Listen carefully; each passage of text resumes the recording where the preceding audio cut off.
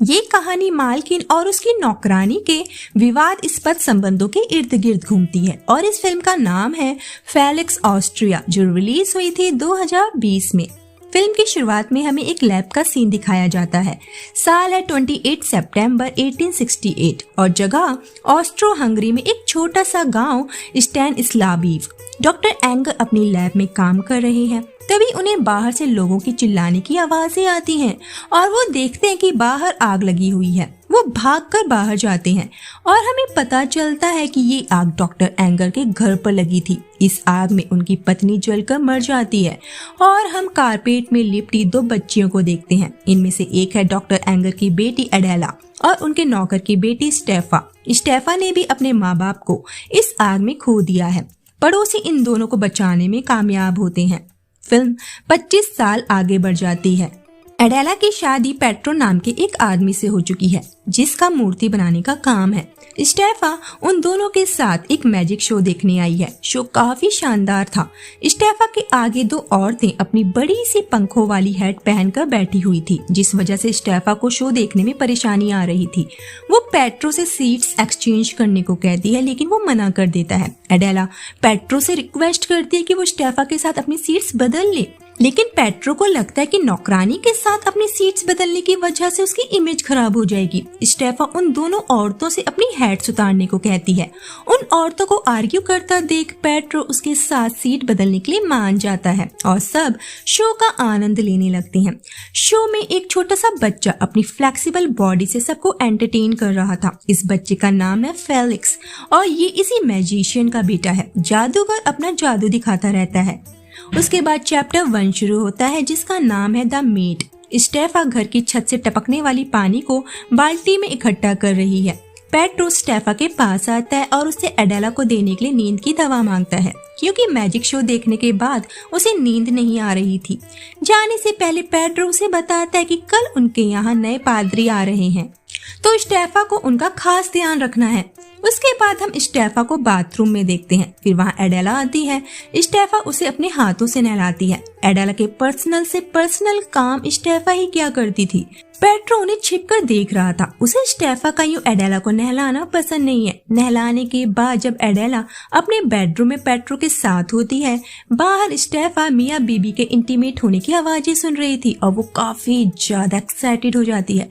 और फिर वो उस दिन को याद करती है जब एडेला और पेट्रो की शादी हुई थी और तब से एडेला के लिए उसकी फीलिंग्स हमेशा के लिए बदल गई। स्टेफा, जिसने एडेला के लिए कभी शादी नहीं की, उसकी भी कुछ जिस्मानी इच्छाएं हैं जो पूरी नहीं हो पाई। वो बहुत अकेला महसूस करती है। असल में डॉक्टर एंगर ने मरने से पहले स्टेफा से वादा लिया था कि स्टेफा जिंदगी भर उसकी बेटी एडेला का ध्यान रखेगी, अपनी खुशी से ज्यादा उसकी खुशी के बारे में सोचेगी। सुबह होते ही स्टेफा एडेला के बेडरूम में आती है और देखती कि दोनों बिना कपड़ों के नंगे पुंगे सो रहे हैं। पेट्रो स्टेफा को उन्हें ताड़ते हुए देख लेता है और फिर ब्लैंकेट से खुद को और एडेला को ढकता है। उसके बाद स्टेफा घर के सारे काम करती है और फिर वो मार्केट चली जाती है। वहाँ उसे यूसुफ नाम का एक लड़का मिलता है, जिसकी मछलियों की दुकान है। इतने क्यूट लड़के को देख स्टेफा उस पर मोहित हो जाती है और उसे ताड़ने के चक्कर में साइकिल समेत कीचड़ में गिर जाती है। यूसुफ उसे सहारा देकर उठाता है और मुंह साफ करने के लिए अपना रुमाल देता है। वापस आकर स्टेफा यूसुफ के ख्यालों में ही खोई हुई होती है और फिर मछलियाँ स्टेफा का मजाक उड़ाने लगती हैं। स्टेफा यूसुफ के रुमाल को भट्टी में डालकर जला देती है। उसके बाद स्टेफा पादरी के लिए डिनर तैयार करती है। दरअसल स्टेफा एक बहुत ही अच्छी कुक है। पूरे शहर में उसके बनाए गए खाने के चर्चे होते हैं। एडेला जब सो के उठती है, वो देखती है कि स्टेफा अभी तक तैयार नहीं है। वो उस पर चिल्लाने लगती है और कहती है कि पेट्रो ठीक कह रहा था कि उसे स्टेफा को निकाल कर एक नई मेड रखनी चाहिए। ज्यादा काम के प्रेशर से स्टेफा सीढ़ियों से गिर जाती है, लेकिन उसे चोट नहीं आती। फिर वो अपने कमरे में जाकर तैयार होती है और बाद में एडेला को भी तैयार करती है। तैयार होते होते वो उस पादरी की पत्नी के बारे में बातें करते हैं और हमें पता चलता है कि उस पादरी की वाइफ को मिर्गी के दौरे पड़ते हैं। चैप्टर 2 शुरू होता है जोसेफ। पादरी डिनर पर आ चुका है और पादरी का नाम है जोसेफ। स्टेफा जोसेफ को देखकर शॉक्ड हो जाती है। क्यों, बाद में पता चलेगा। जोसेफ की पत्नी एडेला की स्टॉकिंग की तारीफ कर रही है। जोसेफ स्टेफा से कहता है कि डॉक्टर ऊपर एडेला और स्टेफा को एक साथ देखकर कितने खुश हो रहे होंगे। जोसेफ स्टेफा से कहता है कि उसने सोचा था कि स्टेफा कब का शादी करके इस घर को छोड़कर चली गई होगी, जिस पर पेट्रो उसे टॉन्ट मारते हुए कहता है कि स्टेफा का अभी किसी भी अच्छे मर्द को खुश करने का इरादा नहीं है। फिर जोसेफ की पत्नी एडेला से कहती है कि उसे यकीन है कि एडेला और पेट्रो के खूबसूरत बच्चे होंगे, जिसे सुनने के बाद एडेला थोड़ी सी दुखी हो जाती है। का रीजन हमें बाद में पता चलेगा। उसके बाद सब बैठकर डिनर करते हैं। हमें पता चलता है कि जोसेफ डॉक्टर एंगर का स्टूडेंट था। उसके बाद जब स्टेफा सबको फिश सर्व करने लगती है, पेट्रो फिश लेने से मना कर देता है क्योंकि उसे पसंद नहीं है, जिस पर स्टेफा गुस्से में सारे फिश खिड़की से बाहर फेंक देती है और फिश तैरते हुए नदी में जा गिरती है। कहानी फ्लैशबैक में जाती है, जहां हमें पता चलता है कि जोसेफ स्टेफा को पसंद करता था और एडेला उसे इस बात को लेकर चिढ़ा रही थी। जोसेफ अपने शर्मीले स्वभाव की वजह से कभी स्टेफा के सामने अपने प्यार का इजहार नहीं कर पाया। प्रेजेंट में स्टेफा पेट्रो और एडेला को उसके लिए आर्ग्यू करते हुए सुनती है। आज जो कुछ भी डिनर पर हुआ वो पेट्रो को अच्छा नहीं लगा। आधी रात को एडेला स्टेफा के कमरे में आती है। वो रो रही थी। एडेला स्टेफा से कहती कि पेट्रो नई मेड रखना चाहता है जो चुपचाप अपना काम करे और उनके साथ बेड पर एक साथ ना सोए, लेकिन एडेला नहीं चाहती कि स्टेफा उसे छोड़कर जाए क्योंकि स्टेफा के बिना एडेला कुछ भी अकेले नहीं कर सकती। अगली सुबह हम देखते हैं कि एडेला अपना बक्सा लेकर जा रही है। पेट्रो पीछे से आता है और उसे जाने से मना करता है। स्टेफा कहती है कि वो अब और सहन नहीं कर सकती। पेट्रो से रिक्वेस्ट करता है कि वो ना जाए क्योंकि एडेला नहीं चाहती। स्टेफा वहाँ से जाने लगती है। पेट्रो से रोकते हुए कहता है कि वो भी यही चाहता है कि स्टेफा उन्हीं के साथ रहे। स्टेफा मान जाती है और अपने काम में बिजी हो जाती है। वो जोसेफ के लिए अपने हाथों से बनाई हुई ब्रेड लेकर जाती है, लेकिन उसे जोसेफ से मिलने नहीं दिया जाता और फिर वहाँ 2 पुलिस वाले आते हैं और स्टेफा के साथ बदतमीजी करने लगते हैं। वो उसकी सारी ब्रेड्स खाकर फेंक देते हैं। तभी वहाँ जोसेफ आता है और उन पुलिस वालों को वहाँ से जाने को कहता है। स्टेफा जोसेफ से बताती है कि वो यहाँ कुछ कन्फेस करने आई है और फिर वो एडेला के बारे में बात करती है कि डॉक्टर एंगर स्टेफा को अपनी बेटी की तरह प्यार करते थे, लेकिन एडेला हमेशा से उससे जलती आई है। कहानी फ्लैशबैक में जाती है, जहां एडेला ने स्टेफा पर डॉक्टर एंगर की वॉच चुराने का आरोप लगाया था, लेकिन असल में वो वॉच खुद डॉक्टर एंगर ने स्टेफा को गिफ्ट की थी और ये बात एडेला जानती थी, लेकिन उसने जानबूझकर जलन के मारे स्टेफा को चोर साबित किया। और डॉक्टर एंगर ने भी झूठ कहा कि उन्होंने गलती से ये वॉच स्टेफा के कोट में रख दी थी ताकि एडेला को ये महसूस ना हो कि वो स्टेफा को एडेला से ज्यादा प्यार करती है। स्टेफा बताती है कि एडेला को सब कुछ चाहिए लेकिन वो बदले में कुछ भी नहीं देना चाहती। शायद इसीलिए उसे भगवान ने आज तक औलाद नहीं दी। जोसेफ स्टेफा से एडेला को माफ करने को कहता है।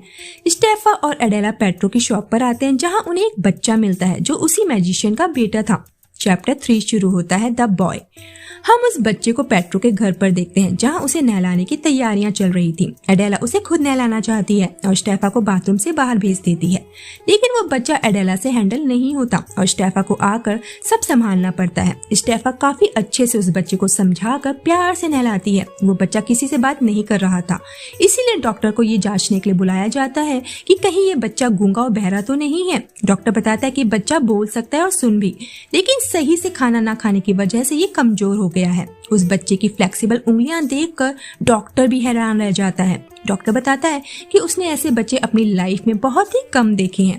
पेट्रो नोटिस करता है कि उस बच्चे ने एक कागज पर उस शहर का सारा नक्शा बना रखा है, मतलब बच्चा काफी टैलेंटेड है। बच्चे की वजह से स्टेफा एडेला के कामों को सही समय पर पूरा नहीं कर पाती, जिस वजह से एडेला उस पर नाराज होती है। स्टेफा जोसेफ से मिलकर फिर से एडेला के बारे में बात करती है कि उसके बिना एडेला कुछ भी नहीं कर सकती, वो पूरी तरह से उसी पर डिपेंड है। इसलिए डॉक्टर एंगर ने उसे एडेला का जिंदगी भर ख्याल रखने को कहा था। जोसेफ स्टेफा के पेशेंस की तारीफ करता है और कहता है कि काश वो भी उसी की तरह होता, और फिर वो कुछ समय अकेले बिताते हैं। रात के समय पेट्रो, स्टेफा और एडेला उस बच्चे को सर्कस दिखाने लाते हैं। वहाँ वो बच्चा खो जाता है और तब यूसुफ उस बच्चे को स्टेफा के पास लाता है और उनसे उस बच्चे का नाम पूछता है। पेट्रो जल्दबाजी में उस बच्चे का नाम फेलिक्स बता देता है। वापस आने पर हम देखते हैं कि वही मैजिशियन पेट्रो के घर आया है अपने भागे हुए बेटे को ढूंढने।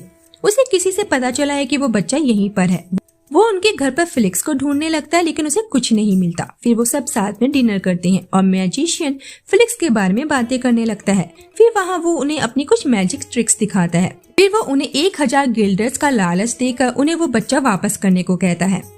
एडेला उसका ऑफर मान लेती है। ये सुनकर स्टेफा एडेला से कहती है कि उसे स्टेफा की जिंदगी बर्बाद करके सुकून नहीं मिला जो अब वो उस बच्चे की जिंदगी बर्बाद करना चाहती है।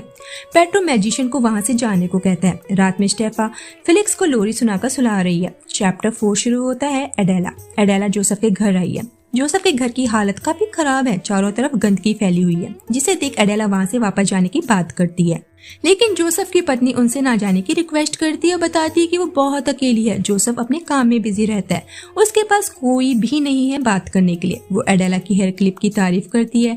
एडेला उसे वो क्लिप गिफ्ट कर देती है। स्टेफा उसके घर की साफ सफाई में लग जाती है और तब उसे बुक रैक से जोसेफ की पुरानी फोटोज मिलती है और कहानी फ्लैशबैक में चली जाती है, जहाँ एडेला स्टेफा के पास आती है और बताती है कि शायद जोसेफ आज स्टेफा को प्रपोज करने वाला है। वो स्टेफा को अलमारी में छिपने को कहती है और स्टेफा देखती कि जोसेफ एडेला को बुके दे रहा है और फिर एडेला उसे किस कर लेती है। ये सब देख स्टेफा को काफी दुख होता है। जोसेफ जब घर आता है वो देखता है कि उसकी पत्नी ने एडेला की हेयर क्लिप लगाई हुई है। वो एडेला को उसकी क्लिप वापस कर देता है। उधर पेट्रो और फेलिक्स आपस में काफी घुल मिल गए थे। उनके पास एक ऑफिसर आता है और बताता है कि उस मैजिशियन को शहर में हो रही डकैतियों के लिए जिम्मेदार मानकर अरेस्ट कर लिया गया है और फैमिली के नाम पर उसने बताया है कि उसका एक दुबला पतला सा बेटा है और जांच करने के लिए उसके सीनियर पेट्रो के घर आने वाले हैं। ऑफिसर के जाने के बाद एडेला पेट्रो से फिलिक्स को उस मैजिशियन को लौटाने को कहती है। ये सुनकर स्टेफा एडेला से कहती है कि फिलिक्स मुझे पसंद करता है, इसीलिए एडेला उसे स्टेफा से दूर करना चाहती है। अब पेट्रो को एक आइडिया आता है। वो फिलिक्स को मोटा करने के लिए उसे ठूस ठूस कर खाना खिलाने लगते हैं। स्टेफा को एक लड़की से पता चलता है कि यूसुफ की डिमांड मार्केट में काफी ज्यादा है, हर लड़की उससे शादी करना चाहती है। बाद में हम यूसुफ को स्टेफा के साथ बात करते हुए देखते हैं। यूसुफ कहता है कि पूरे शहर को पता है कि स्टेफा काफी अच्छा खाना बनाती है और ये भी वो बिना सैलरी लिए एडेला के यहाँ काम करती है और वो उसे कुत्तों की तरह ट्रीट करती है। जिसे सुनने के बाद स्टेफा वहाँ से चली जाती है और हम उसे जोसेफ के घर पर काम करते हुए देखते हैं और तभी जोसेफ की पत्नी को दौरे पड़ जाते हैं। जोसेफ स्टेफा से कहता है कि वो उसे उसके काम के पैसे देने के काबिल नहीं है। ये सुन स्टेफा रोने लगती है। वो ये सब पैसों के लिए नहीं बल्कि जोसेफ के लिए कर रही थी। वो कहती है कि उसे यही एक काम करना आता है, लोगों की सेवा करना। यहाँ जोसेफ स्टेफा के काफी करीब आ जाता है। फिर हम एक सीनियर ऑफिसर को पेट्रो के घर पर देखते हैं जो फिलिक्स को देखना चाहता था। एडेला बताती है कि उनके पास बस एक अनाथ लड़का है जिसे उन्होंने अडॉप्ट किया है। और फिर हम एक गोलू मोलू फिलिक्स को देखते हैं जिसे खाना खिला खिलाकर ऐसा बना दिया गया था ताकि वो किसी की पहचान में ना आए। ऑफिसर्स उनसे माफी मांगकर वहाँ से चले जाते हैं। फिर हम स्टेफा को उसकी रेसिपी बुक के साथ देखते हैं। एडेला का जन्मदिन आने वाला है और स्टेफा को सारी तैयारियां करनी है। जोसेफ एडेला से मिलने आता है और स्टेफा उन दोनों को गले मिलते हुए देख लेती है। यूसुफ स्टेफा से मिलता है और उसे उसके साथ एक रेस्टोरेंट खोलने का ऑफर देता है। उसने दोनों के लिए शिप के टिकट्स भी खरीद ली थी जहां जाकर वो अपनी नई दुनिया बसा सकते हैं, लेकिन स्टेफा मना कर देती है। चैप्टर 5 शुरू होता है। स्टेफा एडेला का आज जन्मदिन है। कई सारे लोग घर पर आए हुए हैं। स्टेफा काफी टेंशन में लग रही है। पेट्रोस के पास आता है और उसे इन सब अरेंजमेंट्स के लिए थैंक्स कहता है। वो अपने पुराने बिहेवियर के लिए भी उससे माफी मांगता है। कुछ देर बाद स्टेफा सारे मेहमानों के सामने बताती है कि एडेला का पाद्री यानी कि जोसेफ के साथ अफेयर चल रहा है। सबको लगता है कि स्टेफा ने ज्यादा पी लिया। स्टेफा कहती है कि उसने सब कुछ अपनी आंखों से देखा है और उसके पास इस बात के प्रूफ्स भी हैं। ये सुनने के बाद जोसेफ की पत्नी को फिर से दौरा पड़ जाता है। स्टेफा घर के अंदर भाग जाती है और अपना सामान पैक करने लगती है। स्टेफा को एडेला के रूम से एक नोट मिलता है जिसमें लिखा था कि डॉक्टर एंगर भी स्टेफा को यहाँ से दूर भेजना चाहते थे क्योंकि वो उसकी वीकनेस बनती जा रही थी और इस वजह से वो एडेला को इग्नोर कर रहे थे। एडेला स्टेफा से नफरत करती थी और वो भी यही चाहती थी। ये पढ़ने के बाद स्टेफा को काफी दुख होता है और तभी एडेला उसके पास आती है। स्टेफा अंदर से दरवाजा बंद कर देती है। एडेला जोर से दरवाजा खोलती है और दरवाजा बंद होते ही बाहर टेबल पर खड़ी लालटेन कारपेट पर गिर जाती है। अंदर स्टेफा एडेला से कहती है कि उसने जोसेफ और एडेला को साथ में देखा था। ये सुन एडेला हंसने लगती है, बताती है कि उसने जोसेफ को खुशी के मारे गले लगाया था, ना कि उनका कोई अफेयर चल रहा है, क्योंकि भगवान ने उसकी सुन ली है और वो प्रेग्नेंट है। दरअसल जोसेफ एडेला के लिए प्रेयर करता था ताकि भगवान एडेला को बच्चे की खुशी दे सके। फिर वो स्टेफा के सारे डाउट्स क्लियर करती है और बताती है कि स्टेफा हमेशा से उसकी गार्जियन, उसकी फ्रेंड थी। स्टेफा के थॉट्स और फीलिंग्स उसके लिए हमेशा से इम्पोर्टेंट रहे हैं और उसने जानबूझकर अपने पापा का वो लेटर सेंड नहीं किया था क्योंकि उसे स्टेफा के बिना रहना नहीं आता। और फिर आग पूरे घर में फैल जाती है। फेलिक्स आकर उन दोनों को बचाता है। लास्ट में हम देखते हैं कि एडेला एक बच्चे की माँ बन चुकी है। पेट्रो ने अपनी शॉप का नाम अपने और फेलिक्स के नाम पर रख दिया है और स्टेफा मैडम यूसुफ के साथ अपना रेस्टोरेंट खोलने उसके साथ चली गई है और ये मूवी यहीं पर खत्म हो जाती है।